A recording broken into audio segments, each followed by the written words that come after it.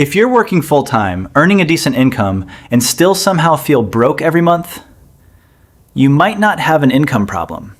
You might have a credit card problem. And here's the scary part. Your credit card can make you feel richer while quietly making you poorer. Because the moment you stop thinking of a credit card as borrowed money and start thinking of it as your money, that's when the trap begins. Think about it. You walk into a store, you see a $1,200 laptop. You don't have $1,200 sitting in your checking account, but your credit card has a $5,000 limit. So your brain says, well, I can afford it. No, you can charge it. That's not the same thing. And that tiny difference is where a lot of financial problems begin. Here's how the trap works. First, you buy something you couldn't comfortably pay for today. Then, you look at the minimum payment. Only $45 a month. Sounds manageable. So you make the purchase, then another one, then another. A dinner here, a new phone there, a weekend trip, a subscription you forgot about, a pair of shoes, a bigger purchase you promise yourself you'll pay off later. And suddenly, you don't have a spending problem that happened once. You have a monthly payment problem. And this is where credit cards become dangerous, because the balance doesn't just sit there. Interest can keep working against you. Every month you carry a balance, part of your payment can go toward interest instead of actually reducing what you owe. So you make a payment, and somehow the debt barely moves. That's when people start feeling trapped. But here's the part nobody talks about enough. The credit card company doesn't need you to max out your card. They just need you to keep carrying a balance.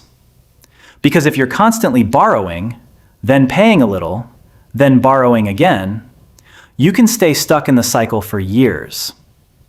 Let's say you bring home $4,500 a month. Your rent is $1,600. Your car and insurance cost $700. Food, utilities, and other bills take another $1,200. That leaves you with roughly $1,000. Sounds like you have room, right? But then your credit card payments show up. $150 here, $200 there, another $100 on another card. Now that $1,000 isn't really $1,000 anymore. And because you still have available credit, you use the card again when something unexpected happens. That's how one emergency can turn into months or even years of payments. And here's another problem. When you have debt sitting in the background, it doesn't just affect your bank account, it affects your decisions. Think about having a credit card balance hanging over you every single month. You get paid, and before you even think about what you want to do with that paycheck, part of it already belongs somewhere else. Rent gets paid, bills get paid, credit card payments get paid, and what's left? Sometimes, not much. That's the part of debt people don't always see. Debt can take away your financial breathing room. You might want to build an emergency fund, but you can't. You might want to invest, but you keep telling yourself you'll start next month. You might want to leave a job you hate, but you can't afford to go without a paycheck. And suddenly, the credit card balance isn't just costing you money, it's limiting your freedom. And here's an even bigger trap: opportunity cost. Let's say you're sending hundreds of dollars every month toward credit card debt. That money is gone. It can't be used somewhere else. It can't build your emergency savings. It can't help you invest. It can't help you prepare for a major expense. It can't give you the freedom to say, I don't need this paycheck to survive. So the cost of debt isn't only the interest.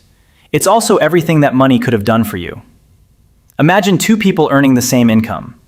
Person A spends every extra dollar and carries a credit card balance. Person B keeps their lifestyle under control and slowly builds savings. 5 years later, they could be living completely different financial lives. Same country, same economy, maybe even similar salaries, but completely different levels of financial freedom. That's why personal finance isn't always about earning more. Sometimes, it's about keeping more of what you already earn. And then comes the most dangerous sentence in personal finance. I'll pay it off next month. Next month becomes 3 months. 3 months becomes 6, and eventually, the balance starts feeling normal. That's the trap. Not one huge purchase, not one bad financial decision. The trap is making debt feel normal. Now, I'm not saying credit cards are automatically bad. Used correctly, they can be useful. They can offer convenience, they can help you build a credit history, they can provide certain rewards or protections. But there's a huge difference between using a credit card and depending on a credit card. If you can pay the statement balance in full, you're using the card as a payment tool. If you're constantly carrying a balance because you can't afford to pay it, the card is using you. And here's something else to watch: lifestyle creep. Maybe you get a raise, your income goes up. You think, finally, I can afford more. So the apartment gets nicer, the car gets more expensive, the dinners get more frequent, the subscriptions multiply, and the credit card balance quietly grows with your lifestyle. Then another raise comes, and somehow, you're still broke. That's because your lifestyle grew at the same speed as your income. A raise doesn't automatically make you wealthy. If every extra dollar gets spent, you're just becoming a more expensive version of yourself. Real progress happens when your income increases and your financial obligations don't increase at the same speed. That's when you finally create breathing room. And here's another trap: the minimum payment. That little number sitting underneath your balance can make a massive debt look harmless. Your minimum payment is only $62. Great, but the question isn't, can I afford $62? The real question is, how much will this purchase actually cost me if I keep carrying the balance? That's a completely different question. So here's a simple test. Before putting a big purchase on your credit card, stop for 10 seconds. Ask yourself 3 questions. Do I actually need this? Could I pay for it today without going into debt? And will I still want this 6 months from now? If you can't answer those questions confidently, walk away. You can always come back later. The same cannot always be said about the money you'll lose paying for an impulse purchase. And here's the system I want you to remember. Rule number 1, know what you owe. Open every credit card account, write down the balance, write down the interest rate, write down the minimum payment, and most importantly, stop pretending the debt isn't there, because you can't fix a number you're afraid to look at. Rule number 2, stop adding new debt. If you're trying to get out of a credit card hole, don't keep digging. Put the card away. Remove it from shopping apps. Delete saved payment information if you need to. Make spending harder. Because sometimes the best financial strategy is simply making it harder to impulse buy at 2 a.m. Rule number 3, attack one balance aggressively. You can choose the highest interest debt first, or use another payoff strategy that keeps you motivated. The important thing is to create a plan and actually follow it. Don't just pay the minimum forever. And here's the part I really want you to remember. Getting out of credit card debt isn't just about becoming better at math. It's about changing the way you think about money.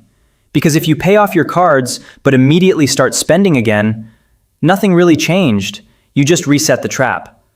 Real financial progress starts when you stop asking, what can I buy? And start asking, what can this money do for my future? That $100 you don't spend today could become part of your emergency fund. That $500 you don't put on a credit card could become breathing room. That debt payment you eliminate could eventually become an investment. And over time, those small decisions start changing your entire financial life. Because the goal isn't to look rich. The goal is to become financially free. And sometimes that means driving the older car, keeping the phone another year, skipping the purchase everyone else is making, and saying, no, I don't need it badly enough to borrow money for it. Because here's the truth.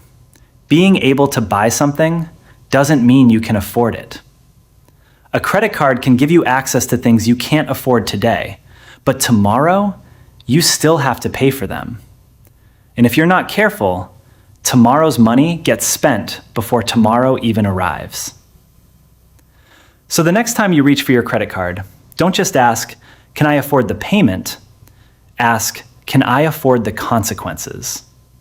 Because that question might save you thousands of dollars and years of financial stress. If this video changed the way you think about credit cards, don't just move on to the next video. Take 5 minutes today. Check your balances, look at your interest rates, and figure out exactly where your money is going. Because the first step toward financial freedom is knowing what you're actually dealing with. And if you want more videos that break down the psychology, mistakes, and strategies behind building real wealth, subscribe to Sense Finance. Because we're not here to teach you how to look rich. We're here to teach you how to actually become financially free. I'll see you in the next one.